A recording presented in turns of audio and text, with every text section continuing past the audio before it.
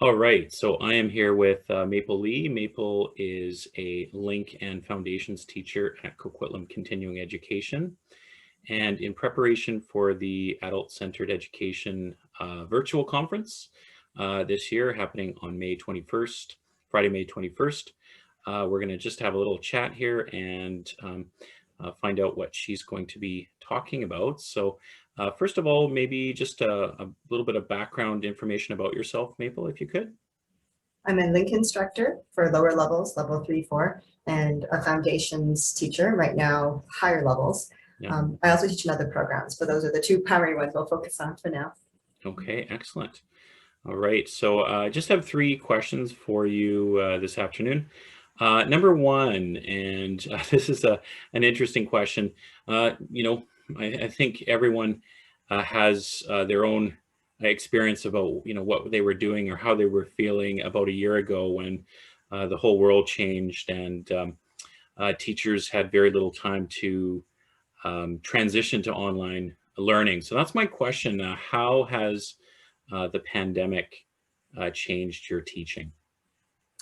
Prior to the pandemic, teaching was more like taking a chunk of bread, breaking it into bite-sized pieces and knowing how to give it to the students, or giving them the seeds so that they can take it in, incorporate it into their lives, let it germinate and so forth.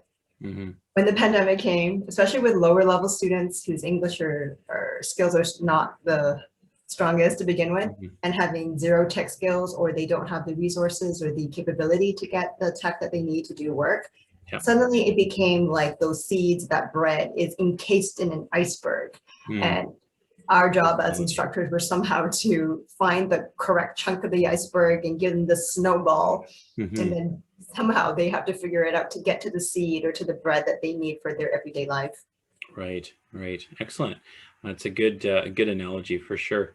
So my second question is, with an eye towards the conference happening next month, what can attendees expect during your portion of the Tech Jam? What will you be presenting on at ACE? I've had some teachers ask, how do you do things in your classroom? Or some of them are just, wondering, myself also wondering what other instructors do or other teachers do online for laying out their classrooms. Mm-hmm. And with MS Teams, there are struggles and challenges, but there are also lots of good stuff about it. So what I wanted to do was to give a sneak peek behind the scenes kind of tour of what can people do in their classes for online teaching. Some things lots of teachers do already, and it might be something that's more like affirming, or it could be confirming, like, yes, indeed, it is challenging, and these are some of the things that people try to work around. Right. Or maybe it could be somewhat inspiring. Maybe there's something that you see there that you could incorporate into your teaching to make it work better for you, to gain some sanity.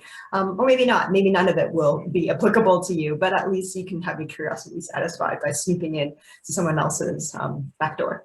Right, right. No, I think that will be very useful, and I think it's always great when teachers can just get a sense of what other educators are doing and going through the same experience and maybe a different take. So I look forward to that. The last question here is, in an online class, I think a lot of teachers just kind of, or when we shifted to this online learning world, they just kind of maybe felt that the engagement piece would not be there, and that would be lacking or hard to do. So my question is, how can you foster engagement in an online class, in a 100% online class? Because I think for a lot of educators, that's a real challenge. Indeed. Myself included, the engagement piece. So how do you do that? What's your take on engagement in an online class? I guess there are just two main words I have to keep in mind. The first is community. Once they get through all the tech and they're able to connect, and even as they're trying to connect, what kind of community do they feel they have to support them to get them there.